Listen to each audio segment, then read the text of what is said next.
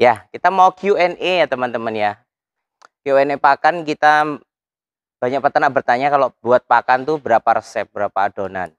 Jadi minimal ada 5, starter, grower, finisher, induk bunting, dan induk menyusui. Nah, apa perbedaannya? Yang starter, ingat pakan starter itu, pakan starter membantu anak babi transisi dari pakan yang sumbernya aslinya air susu dari induknya menjadi pakan kering. Jadi perbedaannya di mana? Perbedaannya dari bentuk. Susu itu cair, pakan itu kering, padatan atau pelet. Nah, terus kalau dari segi nutrisi itu dari komposisi laktose, amilase di susu lebih banyak.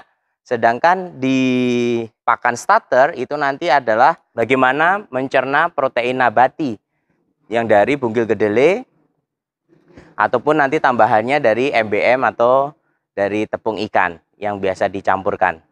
Jadi dari reaksi enzimatisnya berbeda, dari segi nutrisinya berbeda, itu yang membuat pakan starter ini mempunyai ciri khas, tidak menyebabkan diare. Bagaimana caranya? Karena ada transisi nih dari susu ke pakan kering. Kata kuncinya tidak menyebabkan diare. Terus yang kedua adalah periode grower. Periode grower yaitu transisi dari yang tadinya masih ada tepung susu di pakan starter, tepung susunya mulai dikurangi masuk ke periode grower. Nah, kata kuncinya itu tepung susunya mulai berkurang, semuanya reaksi enzimatisnya sudah ke protease, ke bungkil kedelai, yang mayoritas bungkil kedelai, dan selanjutnya adalah konversi ADG-nya, berapa pertambahan bobot badannya. Kata kunci di pakan grower adalah pakan berapa jadi daging berapa. Itu namanya FCR. Konversi dari pakan menjadi daging itu berapa. Pakan yang bagus mempunyai FCR yang rendah. Jadi biasanya 2,2, 2,3 itu angka yang bagus. Tapi peternakan Indonesia biasanya di angka 2,6. Selanjutnya adalah pakan finisher. Finisher itu kita mau membentuk daging dan lemak. Jadi di finisher kata kuncinya adalah komposisi daging dan lemaknya. Jadi bagaimana kita mengkontrol lemaknya, tebal lemaknya, back fatnya, ataupun kita manipulasi supaya dia intramuskular. Lemaknya intramuskular sehingga marbling, sehingga nanti seperti apa? Menjadi serat-serat putih di dalam daging. Jadi itu komposisinya, terus warnanya kita mau kontrol di bagian finisher ini, warna dagingnya. Jadi terus nanti kualitas karkasnya ketika dikangkat dia basah atau tidak, menetes atau tidak. Nah, itu kata kunci pakan di periode finisher. Jadi siapa yang mau memenangkan di persaingan di periode finisher ini harus mampu menciptakan pakan dengan grade dan spek yang seperti tadi. Nah, selanjutnya pakan induk bunting. Nah, periode kan induk bunting ini tidak terlalu spesial. So-so, dia yang cukup untuk hidup induknya aja, tidak tambah gemuk, tidak tambah kurus. Jadi dia menahan periode kebuntingan ini. Yang penting yang di sini adalah kata kuncinya adalah imun boosternya. Jadi supaya induk tetap memiliki imunitas dalam menjaga kandungannya. Jadi serat harus cukup, protein asam amino esensialnya cukup, vitamin dan trace mineralnya cukup, vitamin A, vitamin D, vitamin E, yang biasanya perlu ditambah, atau nanti kalau stres biasanya tambah vitamin C. Terus nanti juga ada nama selenium sebagai antioksidan. Itu di sana titik pentingnya pakan-pakan induk bunting. Induk menyusui pakan 2 minggu sebelum beranak plus nanti menyusui. Nah, ini kata kuncinya adalah bagaimana menjaga kesehatan induk. Recovery ketika setelah beranak, dia cepat sembuhnya, cepat pulihnya. Jadi di situ memang satu yang tadi imunitas, itu titer boosternya, imunitinya harus dijaga sehingga dia cepat recovery-nya. Ketika beranak dia cepat sehat. Nah, setelah sehat, setelah nanti cepat sehat, produksi susunya harus banyak. Jadi asam amino esensial untuk produksi susu yaitu valin, atau protein kasarnya harus lebih tinggi, seratnya harus lebih rendah, intake-nya memacu nafsu makannya juga harus ditambahkan supaya induk mampu makan minimal 4-6 kilo. Jadi itu perlu dikontrol di situ. Nah, itu jadi ya. Jadi beberapa poin yang sudah ditonjolkan dari starter, grower, finisher, bunting, dan menyusui. Ada minimal 5. Silahkan dicampur sesuai dengan ciri khas kekuatan dari pabrik pakan yang Anda miliki, atau farm campur sendiri boleh, tapi kata kunci tadi harus dipenuhi. Yang kedua, bedanya jagung dengan ampok ada di link saya Facebook ini. Nanti dicek saja di link. Perbedaannya yang jelas Ampok itu bisa dibilang dia limbahnya dari pemipilan padi. Limbahnya dari mipil padi, dari bonggolnya dipipil itu biasanya ada ampoknya. Nah, terus dari segi gizinya bagaimana? Yang jagung tentu warnanya lebih kuning, otomatis xanthofilnya, pigmen warnanya lebih tinggi.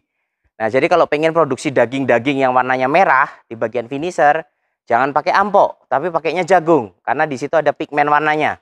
Nah, selain pakai selenium, selain pakai vitamin C, itu adalah bagian besar dari yang membuat warna pigmen jagungnya. Jadi, pigmen jagung harus ambil dari jagung gilingnya, jangan pakai ampoknya. Nah, terus perbedaan dedak dengan polat. Dedak itu adalah kulit arinya padi, sehingga kalau polat adalah kulit arinya gandum. Perbedaannya di mana? Perbedaannya biasanya ada di proteinnya. Memang dedak lebih tinggi, tapi kecernaannya dedak juga rendah. Polat kecernaannya bagus, tapi harganya biasanya lebih mahal. Dan di dedak biasanya pitatnya cukup tinggi, jadi perlu dikontrol dengan pitase. Tapi kalau sudah dimasukkan pitase, nanti memberikan fosfor tambahan kepada pakan, jadi semuanya perlu dihitung. Berikutnya adalah ya, premix. Apa itu premix? Premix adalah bahan yang ditambahkan 1-2% dari pakan. Jadi yang namanya premix itu maksimal 20 kilo per ton. Baru disebutnya adalah premix. Dosisnya sangat rendah tapi mempengaruhi kualitas keseluruhan. Nah, biasanya apa yang tergolong di dalam premix? Biasanya adalah multivitamin. Biasanya dimasukkan di dalam premix. Setelah itu multi enzim. Biasanya itu adalah kategorinya premix. Nah, beberapa orang masih menambahkan asam amino esensial yaitu metionin, lisin, triptopan, dan biasanya nambah yang lain lagi. Nanti kalau vitamin biasanya juga vitamin lengkap, enzim kompleks. Minimal enzimnya biasanya enzim pitase. Nah, setelah itu baru nanti kalau mau sampai 2%, mereka tambahkan makromineral.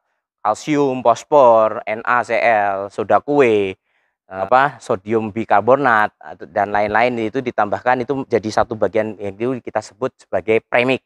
Jadi apa itu premix? Macam-macam. Ada premix mineral, ada premix vitamin, ada premix enzim, ada premix komplit yang sudah digabungkan semuanya. Itu tentang pakan. Kita lanjut nanti di kandang ya.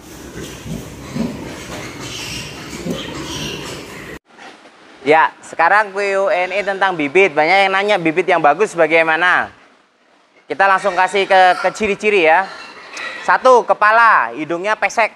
Kenapa pesek? Kepala adalah karkas, potongan karkas yang harganya tidak komersil. Jadi kalau terlalu panjang moncongnya, itu nanti timbangan kepalanya terlalu berat.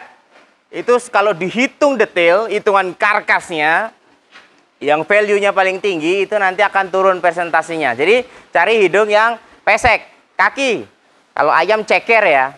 Ceker itu, jadi cekernya pilih yang pendek, bukan pilih yang tinggi, yang panjang. Kalau panjang, nanti potongan kakinya itu terlalu banyak. Untuk bisnis-bisnis premium, yang potongan chop, itu nanti akan mendapatkan karkas yang terlalu banyak di kaki. Jadi pengennya banyaknya di badan, di ribs, di loin, tenderloin gitu. Terus apalagi? Nah, kalau betina pilih yang badannya dari ukuran bahu sampai pukul pinggul itu tuh panjang. Yang paling panjang dari pennya, paling panjang dari kawannya itu yang dipilih sebagai indukan, tentunya betina. Kenapa? Dengan tongkrongan yang panjang itu dia memiliki space untuk menyusui yang lebar. Menyusui anak yang banyak, sehingga ada peluang secara genetiknya ada. Kantong puting susunya pun lebar-lebar, sehingga potensi susunya akan lebih banyak. Itu. Terus kalau jantan gimana? Bijinya yang simetris, dua-duanya sama ukurannya. Ukurannya sama sehingga kiri dan kanan itu asimetris, tidak lebih besar, jadi sama. Jadi itu harus dipilih, pilih yang sama. Terus kakinya, kaki belakang harus kuat, tongkrongannya harus kuat, tidak ada pincang, kuku tidak ada pecah, kaki tidak ada bengkak. Kenapa? Karena ketika jumping, ketika naik mounting ke betina ataupun mounting ke dummy, yang dibuat dudukan adalah kaki belakang. Jadi kalau ada masalah dengan kaki belakang, pastilah jantan itu akan susah naik, susah mounting, naik ke betina atau susah naik ke dummy. Jadi silakan dipilih. Nah, biasanya milih 10 yang jadi nanti 5. Biasanya 50% dari seleksi. Jadi jangan semua yang dipilih semuanya dipakai, sisanya pakai untuk pedaging. yang spek-speknya tidak cocok. Kalau betina vulvanya kecil, ngadep ke atas, ngadep ke bawah, bunganya tidak sempurna, potong aja daripada repot. Oke, jadi itu pertanyaan tentang bibit.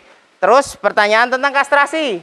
Kalau punya jantan mau dipotong kebiri, mau dikastrasi itu baiknya berapa hari? Buat saya kalau standar itu harus semuanya selesai di bawah 7 hari. Maksimal 7 hari sudah harus dikastrasi.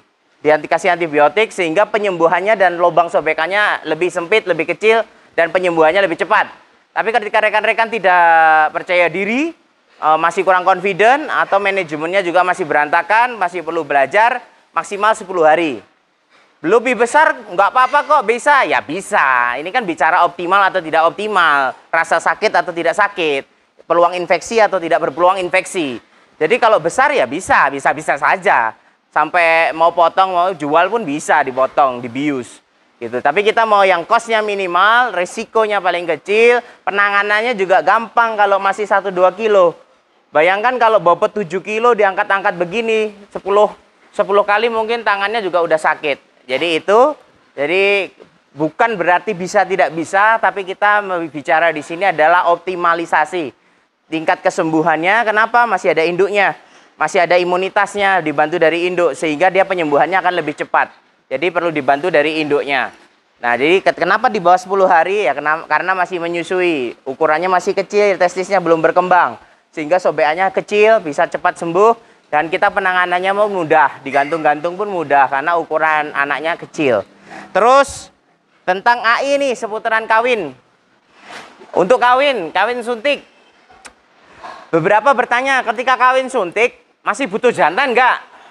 Ya butuh, karena untuk mendeteksi betina yang mau kawin atau tidak mau kawin itu butuh jantan. Di luar negeri sudah dikembangkan sih tanpa jantan, tapi disemprot feromon. Sehingga peternaknya lewat, baunya seperti jantan, jadi dia diidentifikasi bau feromon atau pakannya disemprot feromon. Kalau dulu saya di Vietnam itu kita kolek pejantan yang masih muda di bawah 1 tahun, biasanya umur 6-8 bulan kita mulai training. Nah, ketika training itu spermanya nggak bakal dipakai untuk kawin. Nah, kita cek hanya morfologi, tes motility, mortalitas gitu. Jadi kita tes itunya, kualitas spermanya. Setelah itu kita buang. Nah, ketika buang itu kita buang ke atas feedernya babi darah untuk stimulasi tujuannya. Jadi itu. Jadi butuh jantan atau enggak kawin AI, kawin buatan? Butuh. Untuk apa? Untuk stimulasi. Stimulasi itu apa? Gerakan peristaltik dari saluran reproduksi supaya spermanya itu bergerak masuk, bukan keluar. Kalau keluar namanya backflow, ditolak, mati spermanya, keluar. Maunya spermanya bergerak masuk ke dalam, terus didorong masuk, selain spermanya juga mengadakan gerakan sendiri. Atau bisa digambarkan dia berenang masuk ke dalam. Jadi kita di betinanya bantu peristaltiknya, spermanya berenang masuk ke dalam. Jadi butuh jantan. Nah, terus kalau yang intrauterin gimana? Itu kan ada IB, terus ada yang masuk sampai ke uterin atau tanduk uterinnya. Itu gimana? Butuh jantan atau enggak?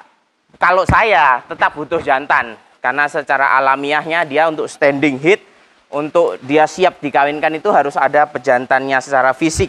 Selain dari liurnya itu mengandung hormon feromon, jantan juga akan menstimulasi, menggoda dengan hidungnya. Itu yang membuat nanti tingkat fertilitasnya tinggi. Tapi beberapa profesor juga dari China, dari Taiwan juga menyatakan kalau sudah intrauterin, tidak perlu pakai jantan.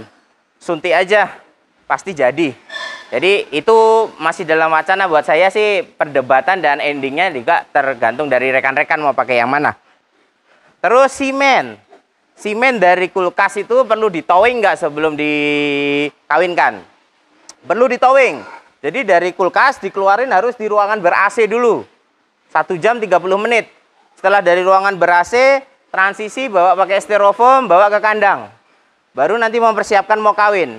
Harapannya ketika di kandang suhunya sudah naik pelan-pelan, baru mulai dikawinkan. Jadi memang tidak boleh langsung. Kalau langsung spermanya stres, mati.